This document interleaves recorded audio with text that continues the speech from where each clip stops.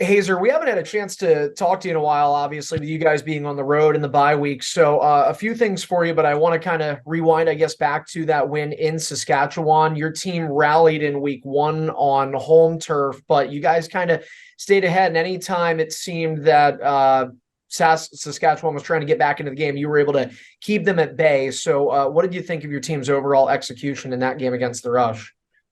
You know what? It was good.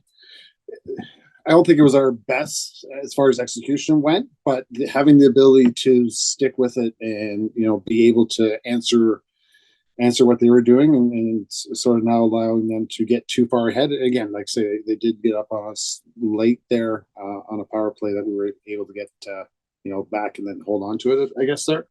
So it was good. But yeah, this again, game two, lots to clean up. Happy with the results, happy with a lot of things, but again, there's some holes in our game that we got to make sure we're looking to fix here this coming weekend against Vancouver.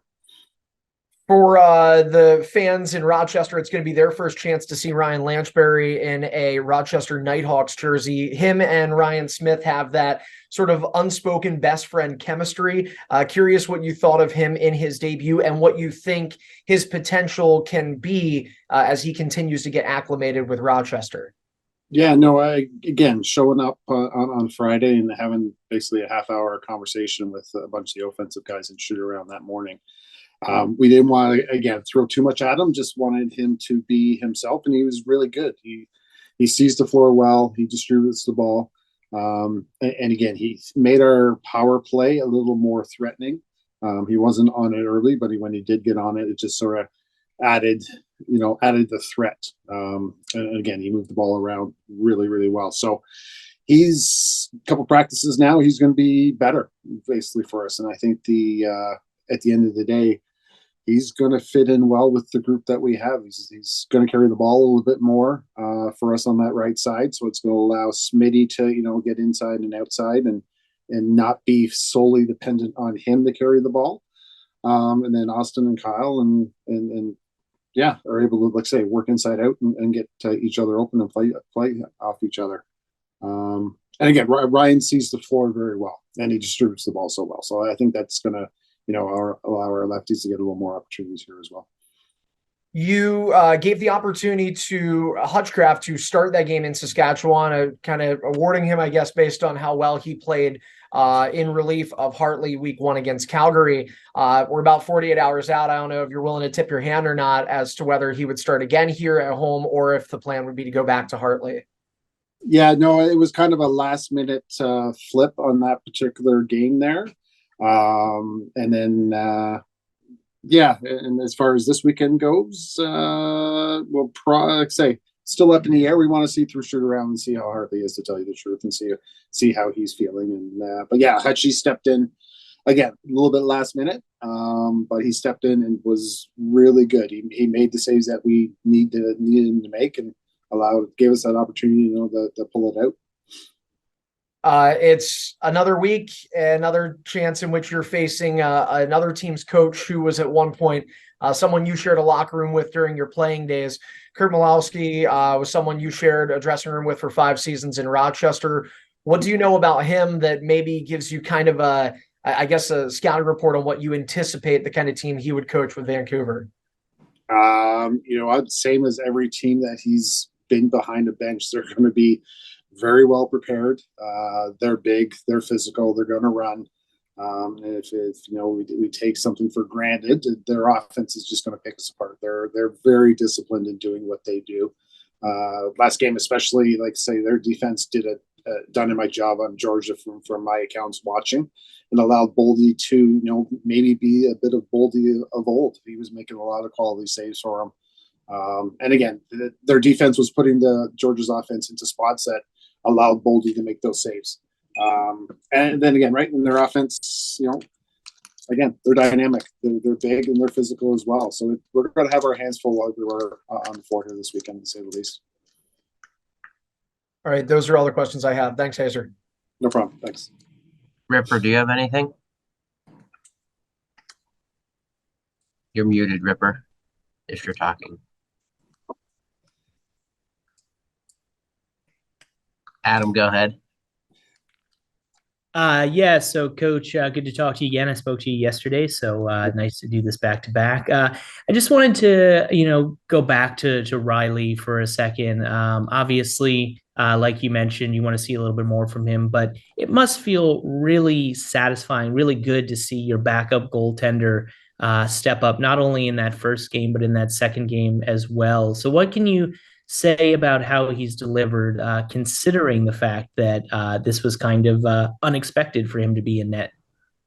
Yeah, and that's the one thing with Hutchie there is that he understands what his role is as far as the team is concerned, but he's not. But he's improving in his game. Like he had a dynamite summer this year, playing in the MSL, and that's carried forward through to training camp. And him and Riley are a very good pair. Like they feed off each other. They work together. They're scouting. They're doing video together, and they're preparing each other to be their best version of themselves. So and we have the confidence in Hutchie. We know he's going to step on the floor and do a job because this year he's done that for us. So there's no thought or question if one's not rolling, then we go to the other one and they're going to do a job for us. But yeah, I think it's again great on Hutchie that especially getting his first win. He's been in this league for 6 years and get that first win against Calgary there, and to step in late and get another one against Sask. Hey, he's doing a job, and it's great to see. And what can you say about, going back to the second halves of the first two games that you guys have played, down by a bunch to Calgary, down by a couple early in the second half against Saskatchewan? It takes a lot of maturity, a lot of poise from guys to battle back from that. What can you say about your club that they've been able to do that, not just once this season, but in back-to-back games? Yeah, it bodes well for how they're performing and how young they are, especially in the front end. Like we're fairly young on that right side. We got 4 guys on the floor the last 2 games that are under 25, and then at the experience, and I think the maturity level and what we've been through the last couple of years. Smitty's been here for 3. Austin's been here with this is the second year, but the experience that these guys have is kind of building them for what's next, and they're understanding that a game is 60 minutes. So while we stub our toe at certain points, like just continue with it and then get going. And again, then you add Fieldsy into the mix here, who's just again individually dynamic. He can do a lot of things on his own, but he's doing a great job getting everybody involved. And again, I think he's the catalyst of our O as Smitty is on our right side. And as a group, we're doing a collective good thing, and that's the thing. While Fieldsy's putting up the points and putting up the numbers, he's distributing the ball and creating other opportunities for other guys. So it's like I say, that group is doing well, and the backside of things, like I say, we have a few leaders back there that are continually teaching the younger guys. Just again, stick with the plan. Let's just continue shift in, shift out, do what we want to do, and results will take care of themselves here at the end of the day. And so far, we're taking it. And thank you so much, Coach. Just one real quick one for you, a fun one just for my socials and stuff. So this morning it was announced by my 2-year-old Preston that he has decided that you guys are going to win against the Warriors. I imagine that's a huge motivation for the team going into this big match. 100%. But what he didn't pick us the first 2 though, right? I don't think he did. No, right. Okay, Good memory. So well, talk to me next week, and then we'll have maybe a different conversation. But yeah, I'm glad we got picked that way. Perfect. Thank you, Coach. No problem. Thank you. Greg, do you have anything? I do. Hazer, Ethan O'Connor. You guys brought him in. He's a 2-time champion. He's a shot blocker, but he also has shown you that he can score the odd goal here or there. I think it was his first goal in over a year. He didn't have any goals last year. So what have you seen out of him that you've really liked from a leadership standpoint on and off the floor? Again, it's a veteran presence that has kind of been through the battles, and again, especially the recent championships that he won last year, and being in the finals the year previously with Buffalo is helps, right? Like you win championships, you know what to do, and he's able to teach our young guys how to go through the process and prepare off floor. And again, to get ready for the on-floor stuff. And yeah, it's a great addition. And again, he's helping, like say, that side of the ball, and with Coatsy as well. And as a group, they're buying in, they're listening, and they're believing in each other. So he's a great addition. And again, that's the one thing that I don't think that we get too much credit for, is that as we want everybody to get up floor, and if the opportunity is there, shoot the ball to score. So he's got the green light just as everybody else does. Just want him to be smart and picky at some points, but hey, good to see he's going, and that's what we need to get over the hump here some games. I guess my last question is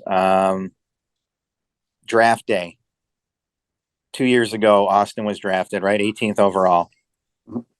And then Connor O'Toole gets drafted, another member of your family. Gets drafted, I think 18th overall, wasn't it, this year? It was indeed as well. Yep. So you get to see your son and then your nephew, right? Yep.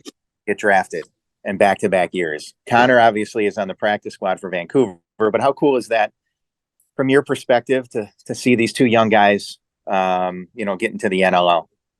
Oh, it's great. And again, it's, they've, amongst a few other guys in the league, have been in our dressing room since they were born.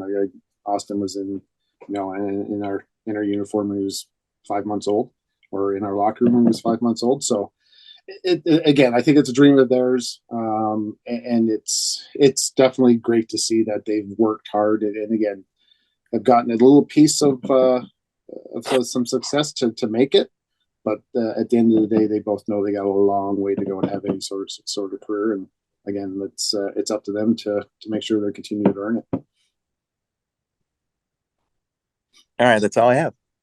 Any other questions? Joe, Emily, do you guys have any questions? Awesome. Adam, you're good, right? Yeah, I'm good. I guess we haven't mentioned it. I know, Coach, we talked about it yesterday, but if you do get your 100th head coaching win this weekend, how are you going to celebrate? I won't throw the ball in the garbage this time. I've already been told. So who